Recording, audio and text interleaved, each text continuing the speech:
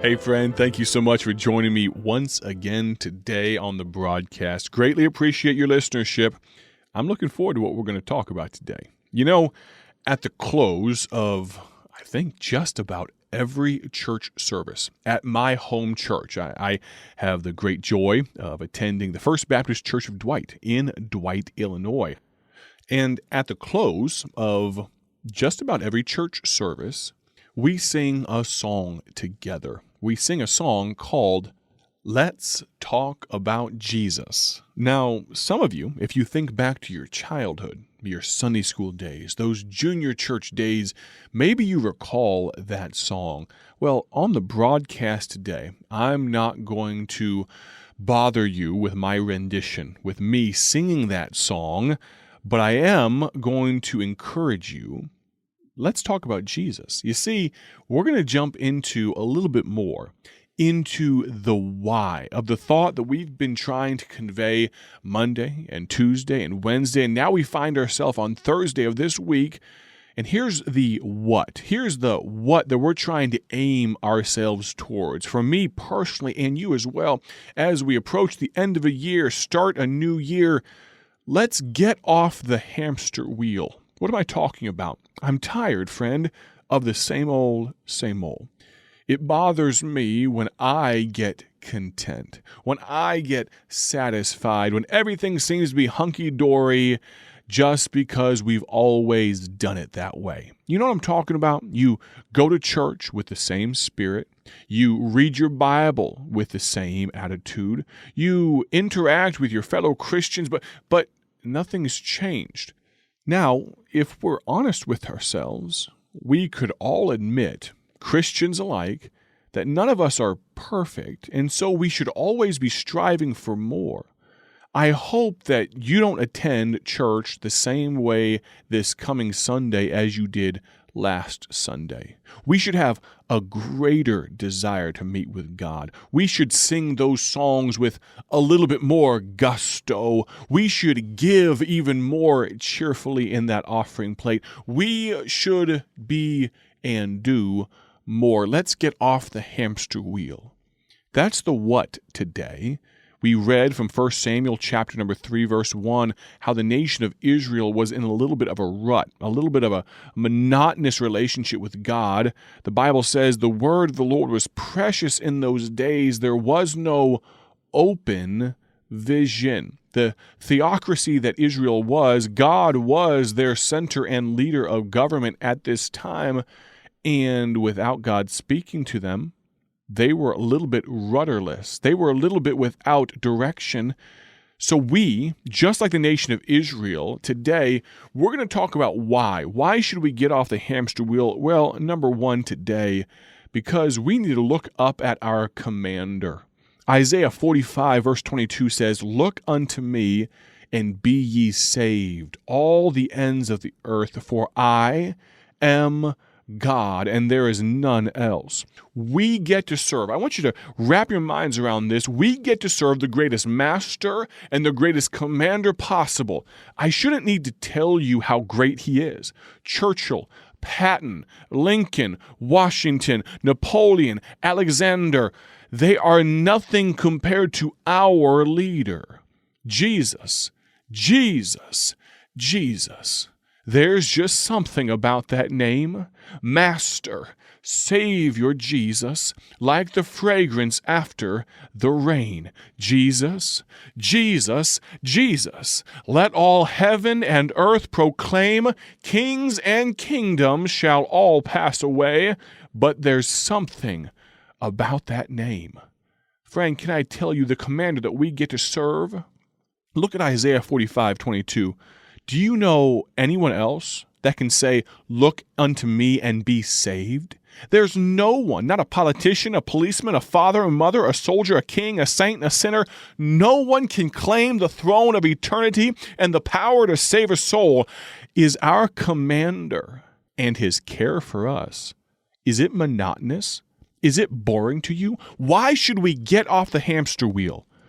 Do you ever think about the fact that maybe we should take the time to visit with him in the morning and get our marching orders for the day? we're answering the question, why get off the hamster wheel? Well, we've talked about our conversion, the condemnation that we were under, the commission that we've been given by that commander. We've talked about the combat zone that we live in called this world. And we've just discussed our commander. Well, think about this. If the God of the whole universe is our commander, what do you think our pay plan is like? Well, friend, we don't have a cut rate compensation. There's another song that says this, I'm satisfied with just a cottage below, a little silver and a little gold, but in that city where the ransomed will shine, I want a gold one that's silver-lined. I've got a mansion just over the hilltop in that bright land where we'll never grow old, and someday yonder we will never more wander, but walk on streets that are purest gold. You know, it's a little foolish that we can get so blasé about literal streets of gold, isn't it? Heaven will be so far beyond our human understanding and imagination that the road surfaces, once we actually get there, will be the least of our worries. What an amazing future experience and reward that we so often take for granted.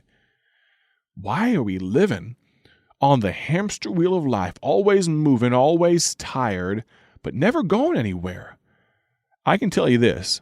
You may not be happy with the salary at your earthly job, but the rewards for working for the King of Kings and the Lord of Lords make each battle fought for him worth it, both here and in the hereafter.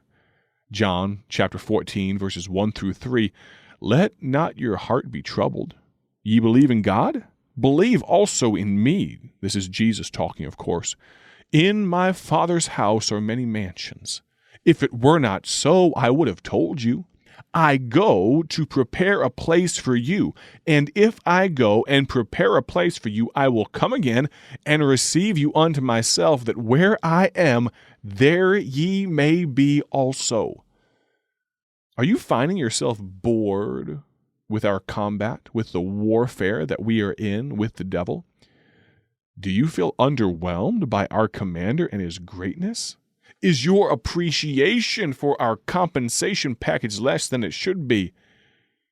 I told you on Monday that I was going to give you the what, the why, and the how. The what is this.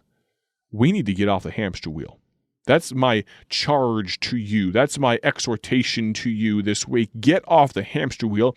And I've given you, in 6 points, the why. Remember, our conversion, the fact that we're saved, our condemnation, the fact that we're saved from hell. How about our commission? That's a pretty big why. That's a pretty big thought for us. We should get off the hamster wheel because we've been given a great commission. Our combat, our commander, and our compensation.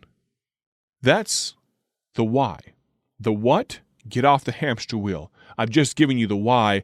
But lastly, through the end of today and tomorrow, we're going to look at the how. You may be thinking out there, sitting right now, listening to this broadcast, being honest with yourself. You know, Micah, I have been a little bit blasé, a little bit ho-hum, a little bit bored with life. I've been a little bit monotonous. I've allowed myself to just exist. I'm not thriving. I'm just surviving. How can we overcome that? How can we get off the hamster wheel? Well, to do that, we need to go back to 1 Samuel chapter number 1. 1 Samuel chapter number 1. I'm going to ask you, if you would, to identify with and to put yourself in the position of a lady named Hannah. Look, if you would, at 1 Samuel chapter 1. We're going to set the stage, and we're going to really kick it off tomorrow. But let's set the stage. Let's give some context here into how we can get off the hamster wheel. You ready? Chapter 1 of 1 Samuel says this, Now there was a certain man of Ramathaim Zophim, of Mount Ephraim. And his name was Elkanah, the son of Jehoram, the son of Elihu, the son of Tohu, the son of Zuph, an Ephrathite. And he had 2 wives. The name of the one was Hannah, and the name of the other Peninnah. And Peninnah had children, but Hannah had no children. And this man went up out of his city yearly to worship and to sacrifice unto the Lord of hosts in Shiloh. And the 2 sons of Eli, Hophni and Phinehas, the priests of the Lord, were there. And when the time was that Elkanah offered, he gave to Peninnah his wife and to all her sons and daughters portions. But unto Hannah he gave a worthy portion. For he loved Hannah, but the Lord had shut up her womb. She couldn't have children, is what the Bible is saying here. Verse 6, and her adversary also provoked her sore, for to make her fret, because the Lord had shut up her womb. It seems that there's some strife in the home there. And as he did so year by year, when she went up to the house of the Lord, so she provoked her. Therefore she wept and did not eat. Verse number 8. Then said Elkanah, her husband, to her, Hannah, why weepest thou? And why eatest thou not? And why is thy heart grieved? Am not I better to thee than 10 sons? Now that's a difficult question to answer, isn't it? Don't you love me enough that you don't need children for our marriage to be happy and all those things? Well, can I tell you, there is something to be said for contentment. Of course, godliness with contentment is great gain. We know that. But I want to be very careful here to explain that there are times, biblical times, right times, righteous times, when there's a God-given desire for more. Maybe right now you're stuck on the hamster wheel. Maybe you're in a position where you're tired of the same old, it's got monotonous, and maybe you're looking for just a little bit more from God. Not that God is not enough, it's just you don't feel like you're getting all of Him that you want right now. You feel like those children of Israel. Maybe you feel like Hannah. Maybe there's something outside your grasp, and it's something that only God can give you. Well, tomorrow on the broadcast, we're going to sum all this up. We've talked about the what, the why, and now we're going to delve into the how. I'm going to ask you, join us tomorrow on the Bible Tract Echoes radio broadcast. Thank you for listening. Have a great day for His glory. To you and yours, God bless. Thank you for joining us today for Bible Tract Echoes, a ministry of Bible Tracts Incorporated. If you would like to receive a free sample packet of all of our tracts, you can contact us by calling 309-828-6888. That's 309-828-6888. Our mailing address is P.O. Box 188, Bloomington, Illinois, 61702. A faster way to contact us is to go to our website at BibleTractsInc.org. That's BibleTractsInc.org. There you will find more information about our ministry and details on how you can support Bible Tracts Incorporated. Thanks for listening, and may the Lord richly bless you as you serve Him.